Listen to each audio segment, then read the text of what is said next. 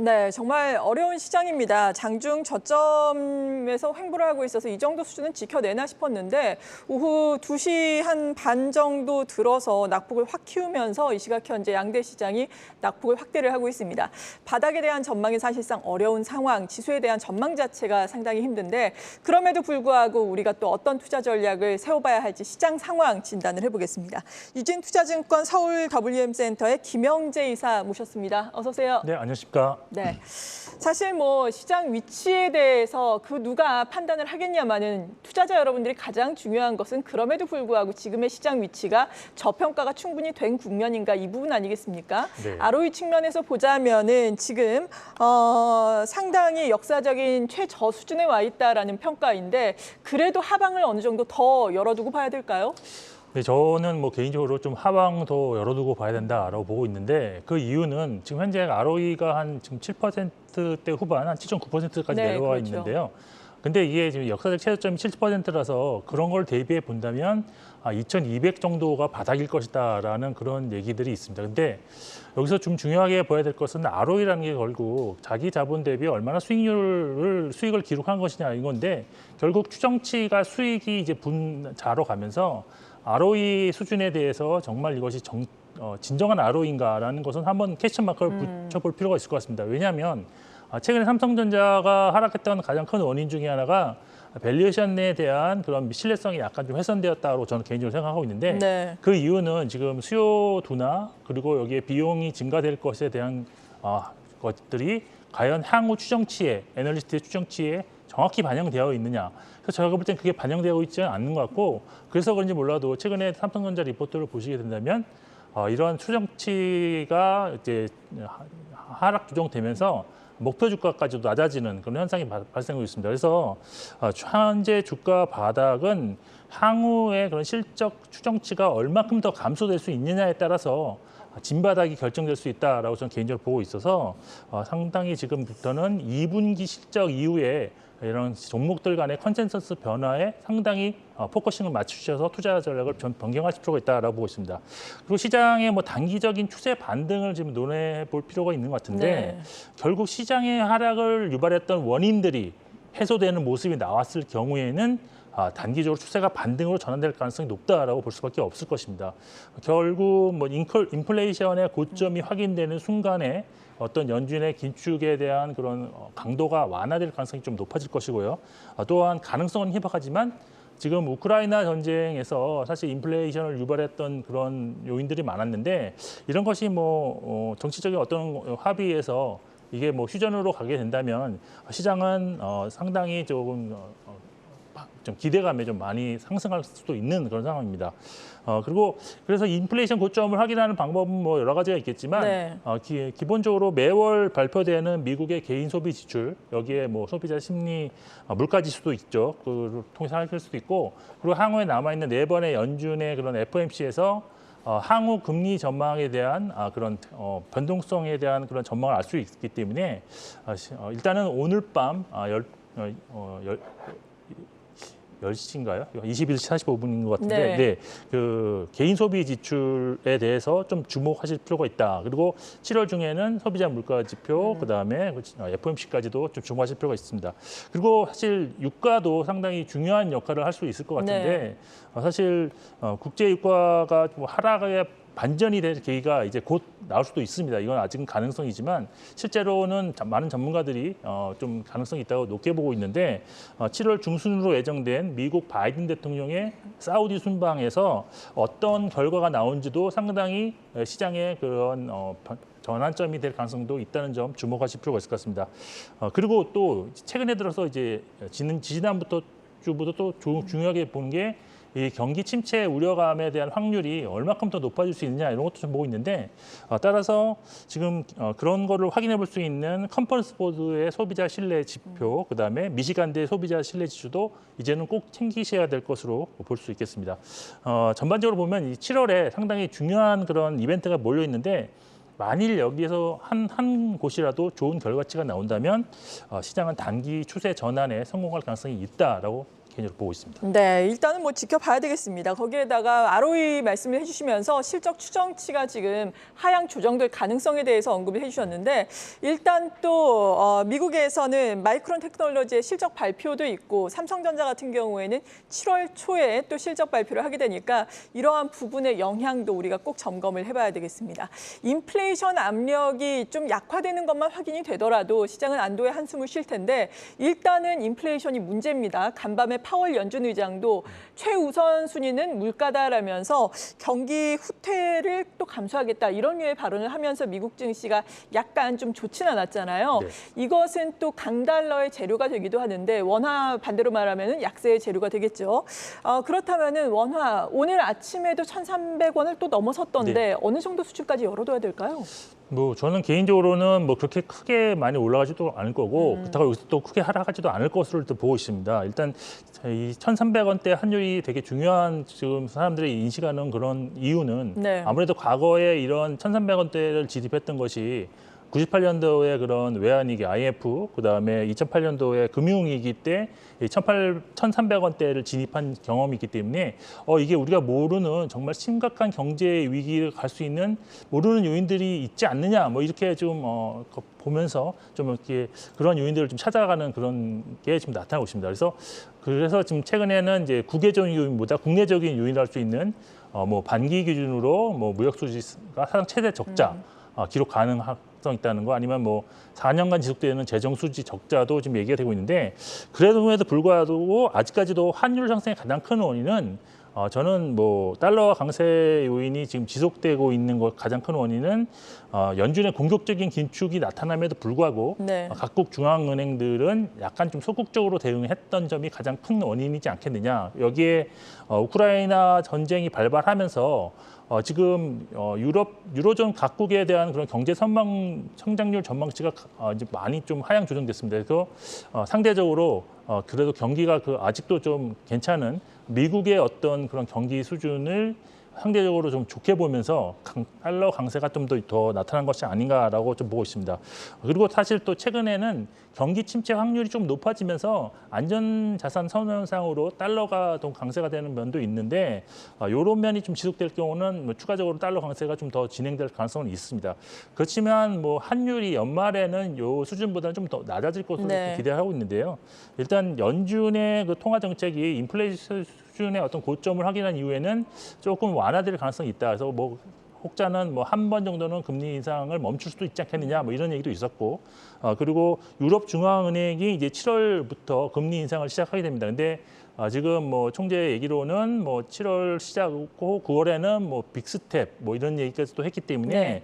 이렇게 공격적으로 유럽이 나온다면 어떤 달러 강세를 좀 잡아줄 수 있는 요인이 발생할 수도 있다고 좀 보고 있습니다. 그래서 저는 이제 개인적으로 이제 현재 수준에서 위아래 한 5% 정도로 열어두시고 박스권을 좀 보고 있는데 사실 외국인 수급이 지금 환율에 상당히 많이 연동되는 경향이 그렇죠. 있는 경우가 있습니다. 그래서 그렇지만 이 수준에서 지금 뭐 크게 상승이 안 할 가능성이 높다면 외국인도 뭐 환율은 좀 상승하지만 과거보다는 매도세를 좀 줄일 가능성이 있다는 점도 참고해 보실 수가 있습니다. 네. 그리고 또 하나 이제 수급적으로 좀 제가 개인적으로 좀 최근에 많이 관심을 갖고 있는 게 저는 개인들의 그런 신용융자 잔고 이게 상당히 또 중요하다고 보고 있는데 지금 어제 보니까 어제부로서 드디어 이제 하락세를 멈추고 뭐 소폭 300억 정도 다시 이제 신용융자 잔고가 증가를 했습니다. 근데 어제 이제 17조 7,100억 원을 기록해서 6월 한 달 동안 지금 3조 8천억 원 정도의 아주 단기간에 급격한 지금 감소세가 나타나서 일단 뭐 매도가 매도를 부르는 악순환의 고리는 일단 한번 끊은 것이 아닌가라고 저는 개인적으로 판단하고 있습니다. 그래서 지수 변동성은 당분간 좀 축소되는 방향으로 가지 않겠느냐라고 저는 개인적으로 판단하고 있습니다. 네, 그렇군요. 지수 변동성은 축소가 되겠지만 그래도 또 상방으로 자리를 잡아야 개인 투자자들이 좀 안심을 하고 투자에 나설 수 있을 텐데 이럴 때 보다 안정적으로 투자를 할 수 있는 곳이 고배당주다 이런 이야기 많이 나오고 있습니다. 네. 중간 배당을 하기에는 이미 늦었지만 그래도 연말을 바라보거나 혹은 어제는 다른 분께서 출연하셔서 꼭 연말에 뭐 배당을 받으면서 가지고 가기보다는 7월부터 10월까지는 고배당주가 지수보다 아웃퍼폼했기 때문에 지금도 접근 가능하다 이런 얘기를 해주셨거든요. 고배당주 여러 가지가 있겠지만 또 우선주에 주목을 하자 이런 의견도 있는데 네. 여기에 대해서는 어떻게 생각하세요? 근데 저도 뭐 동의는 하지만 그렇다고 해서 신규로 제가 지금 우선주를 개인적으로 추천을 해라 그러면 사실 저는 추천하고 싶지는 않습니다. 네. 왜냐하면 시장 방향성이 아직은 정확하게 어떤 방향으로 갈지 제가 개인적으로도 아직 잘 모르기 때문이기도 하고요.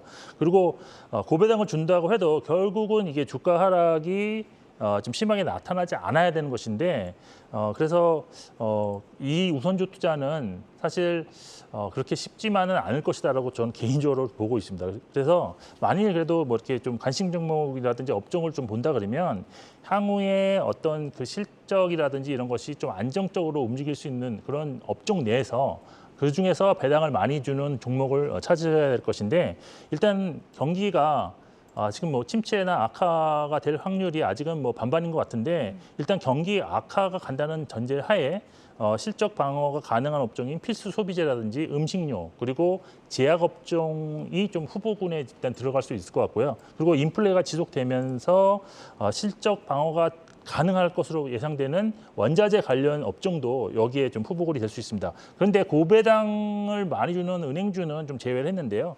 일단 금리가 단기에 급등하면서 이제 우리나라도 이제 금리를 올릴 수밖에 없는 처지가 되면서 네. 신용 리스크가 이제 크게 상승할 가능성이 있고 또 여기에 정부 정책이 어떤 그 은행보다는 그 소비자의 친화적인 정책으로 바뀔 수가 있기 때문에 그런 면에서 보더라도 지금 은행주는 이미 꺾이기 시작하고 있기 때문입니다. 그래서 더 전반적인 이런 관점에서 좀 종목을 한번 추려 본다면 저는 GS 우선주를 좀 선정을 해봤는데요. 일단 GS 같은 경우는 GS 에너지, GS 리테일, GS 글로벌 등을 자회사로 보한 지주회사입니다. 올해 순이익이 전년 대비 한 37% 정도 증가할 것 같고요. 그다음에 배당금도 한 2,050원 수준으로 예상되고 있기 때문에 시가 배당률로 한 5.7%의 고배당이 지금 예상되고 있습니다. 그래서 최근 지수 급락에도 사실 변동성이 크지 않았다는 점도 발견되었는데, 네. 근데 문제는 이게 너무나도 거래량이 적어서 유동성이 좀 너무 부족하다는 점, 이런 점을 참고하시면서 좀 고려를 하시면서 전략을 세우실 것 같습니다. 네. 그리고 경기 방어주 측면에서 최근에 그나마 어려운 시장에서 선전을 했던 것이 통신주 아니겠습니까? 네. 통신주 같은 경우에는 하지만 최근에 나오고 있는 이야기가 2분기에 실적 피크아웃이 됐을 가능성이 있다라는 이야기가 나오고 있습니다. 이에 네. 따라서 좀 올랐다가 꺾이는 분위기. 사실 통신 3사 놓고 보더라도 주가의 위치는 좀 제각각이에요. 네. KT 같은 경우에는 자회사 이슈가 있기 때문에 그나마 3사 가운데서 선전을 했고 LG U+는 뭐 지금 바닥권에 위치를 하고 있는 상황인데 통신주에 대한 의견은 어떻습니까? 간략하게 설명을 좀 해주신다면요. 네, 통신주 뭐 간단하게 말씀드리면 뭐 실적 좋습니다. 실적 좋은데 저는 이 실적은 2분기까지는 이어질 거라 보고 있는데 네. 일단 5G 가입자에 대한 그런 비율이 점진적으로 좀 상승하고 있는데 근데 문제는 지금 2,300만 명이 좀 5G로 지금 가입을 했기 때문에 아마 좀 성숙기에 좀 진입한 것 같고 그다음에 사실 비용 측면에서 추가로 투자하는 돈이 별로 없었기 때문에 마케팅비도 또 별로 들지 않아서 상당히 지금 주가는 좋았습니다. 실적이 좋았습니다. 근데 이제 정부가 지금 적극적으로 추진하는 공약 중에 하나가 중간 요금제 도입을 공약을 했고 지금 추진을 하라고 지금 약간 압력이 들어가고 있는 것 같습니다. 그리고 지금 가처분 소득이 지금 줄어들 수 있는 가능성이 높아진 상황에서 요금제를 하향 조정하는 가입자들이 좀 많이 생길 수 있을 것으로 보여서 네. 이제는 실적이 좀 전망치가 조금 낮아져야 되지 않겠느냐라고 좀 보고 있습니다. 그리고 기술적으로 봐도 지금 아까 말씀하신 것처럼 KT만 지금 우상향을 유지하고 있지 맞아요. SK텔레콤과 이 LG U+는 이미 추세가 하락을 전환을 했습니다. 중기 추세가 하락을 전환했습니다. 그래서 KT 역시도 아직은 좀 보유 관점으로 볼 수도 있겠지만 그렇지만 외국인 수급 변화를 뭐 좀 잘 지켜보시면서 또 추세가 하락으로 전환되는지도 확인하시면서 좀 대응을 하실 필요가 있다라고 해서 일단 신규 투자는 좀 관망을 하시는 게 좋을 것 같습니다. 그렇군요. 그리고 또 금리 인상기에 가장 주목을 받는 것이 보험주인데 사실 보험주가 이 말이 무색하게도 네. 최근에는 좀 고점 대비해서 많이 하락을 한 상황이에요. 네. 보험주 같은 경우에는 어떨까요? 네, 보험주 저도 정말 아쉬운데 네. 저는 사실 금리 하락기에 상당히 대표 방어 업종으로 항상 이제 거론이 되기 때문에 저 추천을 좀 많이 했었습니다. 근데 사실 이 시장 방향과 거의 같이 흘러내려서 그러니까요. 실망을 참 많이 했는데 사실 보험주가 경기 방어적인 그 성격은 아무래도 채권 투자를 거의 대부분 하기 때문에 채권 수익률 상승에 따라서 실적이 좋아질 수 있습니다. 물론 채권 평가 손실은 있지만 금리가 다 오르고 난 이후에는 오롯이 이제 채권의 수익률로만 결정되기 때문에 상당히 수익이 좋아지는 그런 구조가 되어서 좋은데 문제는 지금 금리가 이제 몇 년 지속적으로 하락하는 과정에서 네. 이제 편법으로 지급 여력을 좀 개선하기 위해서 그 채권의 그런 회계 기준을 좀 변경한 게 좀 있습니다. 그게 뭐냐면 채권은 보통 만기 보유 금융자산 또는 또 매도 가능 금융자산으로 이제 분류를 할 수 있는데요. 만기 금융자산은 사실 원가로 기록한 다음에 만기시까지 그냥 쭉 변하지 않아도 되는데 매도 가능 금융자산은 시가로 평가함으로써 금리 상승기에는 이게 자본이 줄어드는 그런 역할을 하게 됩니다. 그래서 매도 가능 금융자산이 많이 지금 전환한 보험사들 같은 경우는 자본이 감소하게 됨으로 인해서 지급여력, 그러니까 RBC라고 보통 불리는데 지급여력 비율이 좀 하락하게 되면서 뭐 증자를 한다든지 아니면 자본을 충원하는 그런 일이 발생했습니다. 그래서 이렇게 부실 금융기관 우려감이 있어서 그동안 좀 많이 하락을 했었는데 다행스럽게도 이번에 정부에서 책임중비금 적정평가 제도의 잉여금 40%를 이런 평가손실 한도 내에서 자본으로 좀 합산을 해줘주면 이래서 이런 것은 좀 문제가 좀 해결된 것 같습니다. 그리고 많은 보험사들이 좀 후순위채를 발행을 통해서 자본을 조달했습니다. 그래서 주가 하락을 이제 유발했던 것들은 이제 마무리가 된 상황이기 때문에 다시 관심을 가져도 좋다라고 보고는 있는데